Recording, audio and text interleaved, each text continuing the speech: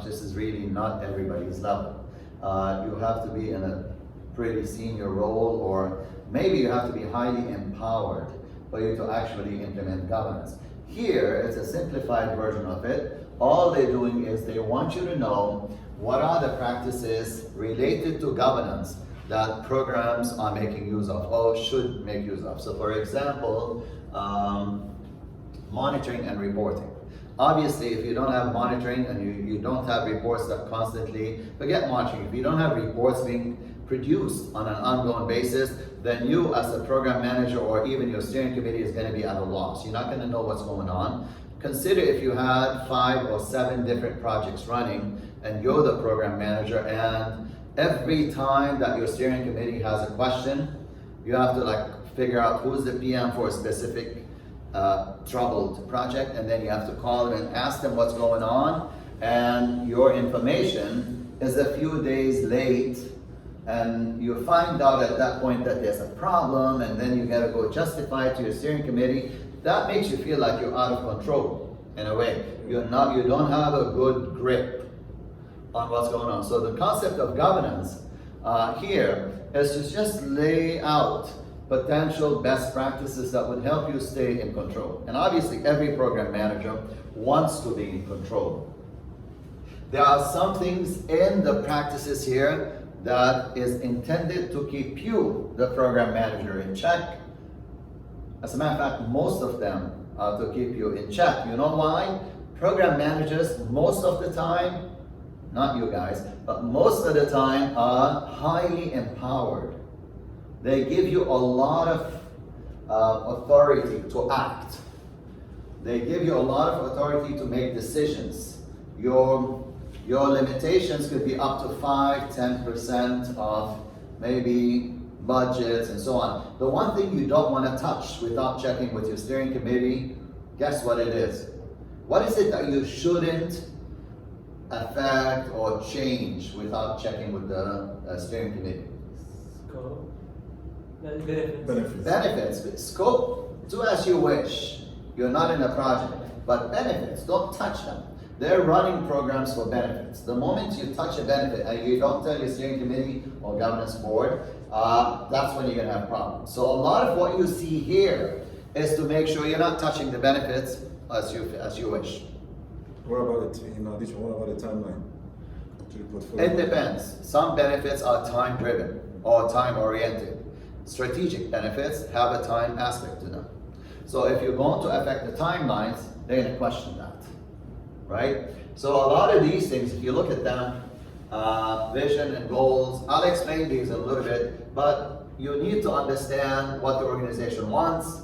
Over here, they're going to check every piece of your program, not just in the beginning, but later on. So here, component initiation and transition, even though you're the program manager, you shouldn't start and close out projects on your own. You need to check that everything is still okay.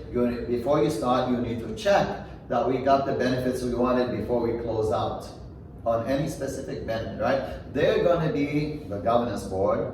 They're going to be the judge of whether they got the benefits or not. All right? So you will have oversight. Now, mind you, that's not a bad thing. Some would say, why would I want someone observing and watching me every step? The concept of Big Brother is watching. Well, maybe you want Big Brother to watch. Because why? Power without control is accident or disaster. Huh? Power without control. Power without control. Disaster. To get their support. You want their support, but you don't want to go out of control when nobody's telling you, listen, you should have done. You want someone to be participating with you. You want someone to be following along with you, but you want someone to say, but you said it was okay. It wasn't just me. You said it was okay. You reviewed the data. You gave me the okay. So it wasn't just me blindly moving forward. So you want that person or entity or body that says, I am with you, I have checked, and I'm okay with it. All right? This is good. Unchecked power is trouble. Not because you intend to do something wrong, it's because they happen. Mistakes happen. That's why we get married. So we are checked. Seriously checked. We are checked. If nobody checks, you know, the average guy will sit and watch movies all day. We have no issues, most of us. But then somebody says, listen, you're sitting for too long. Get up and walk. Let's go walk. Let me take you to an ice cream shop. Let's go buy you a cake. Let's walk. All right? That you need on the program because you are controlling a large amount of money most of the time. Not really in your hands, but it's your decision most of the time. You're moving funds. And maybe because programs are large, depending on where they are, they affect lots of people. So mistakes are not necessarily going to be overlooked. They will be fact.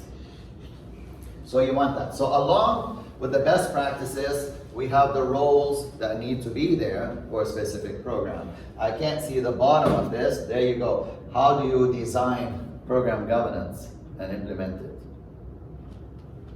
Right? So let's look at these things. So governance, most of the time, is going to be a framework. Do you know what a framework is? When we say framework, a lot of people get it, right? They say, okay, a framework. What does that mean? Structure. A structure.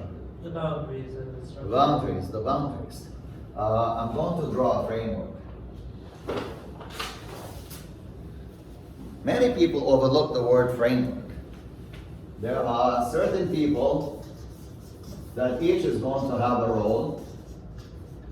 There are certain, I don't know what I'm drawing, it's a gear, right? There are certain processes, maybe a few, I'm not going to draw another one, it took a long time to do. And then there are tools. How do I draw tools? Use a spanner. Yeah. A wrench, a spanner, right? Yeah. Okay, fine. So this is a tool. So people process tools, and what we do to create a framework, you put a frame around it. When you frame it, what's inside is in the framework, what's outside is not in the framework. So when you say you have a governance framework, it means I've decided on the people process tools, including in the tools you can think of templates or forms or maybe workflow systems that you're using or data that you're collecting. And the processes, obviously, that work, there are flows that says do this, then do this, then do this.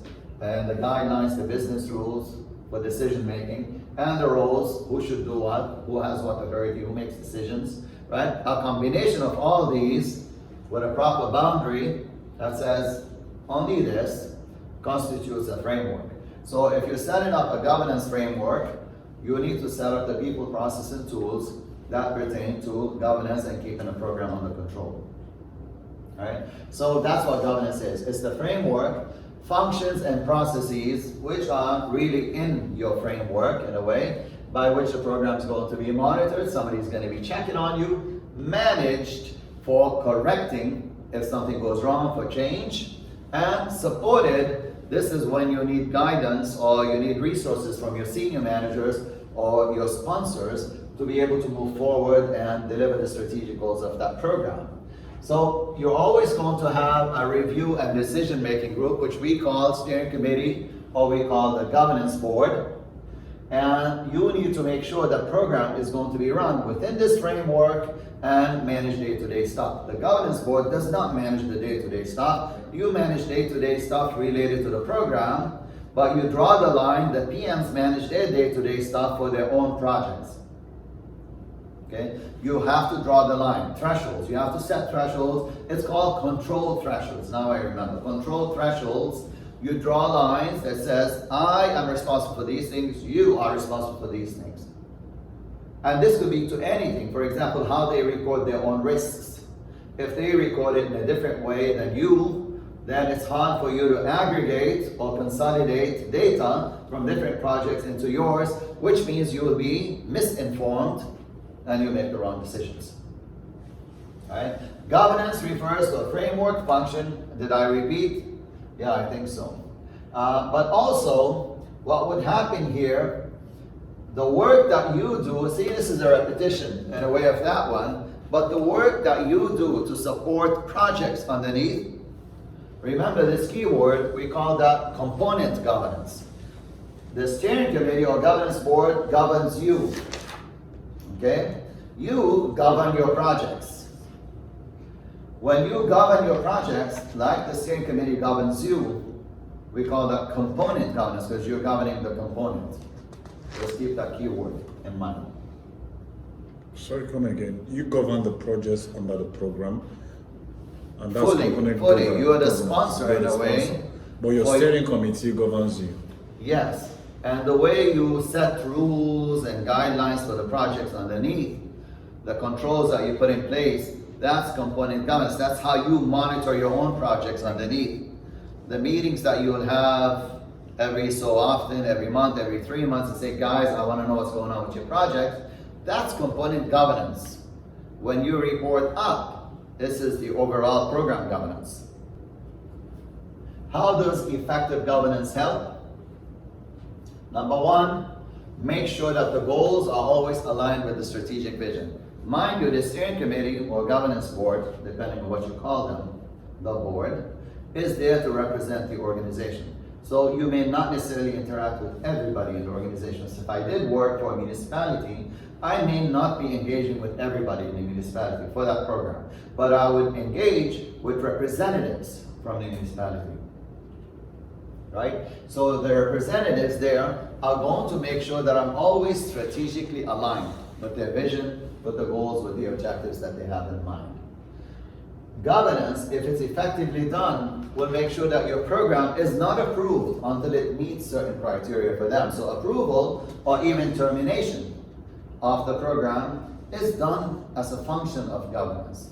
Remember the concept of the program, remember the business case, the charter, the program management plan. That's a function of governance to check and make sure that these things are okay. Establishing clear, well understood agreements for oversight, that these are the reports that you will produce, this is the level of authority you have, these are the changes you're allowed to make. These are all part of governance. Engaging stakeholders by setting expectations. Now, support could come from your sponsor. Some work you have to do, but make sure that everybody is engaged.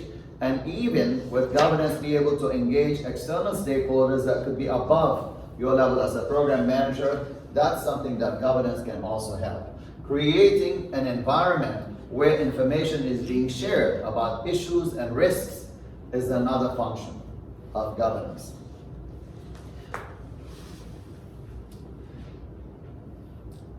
If you are operating in a structured organization, if you are within a portfolio, just like the projects need to report to you when you are a program, and you need to make sure that the projects are producing the goals and objectives of this program, when you sit in a portfolio with governance, there are usually controls that are being set in place to make sure that your programs are producing what these portfolios are looking for benefits, that you are remaining at all time compliant with what the organization is looking for.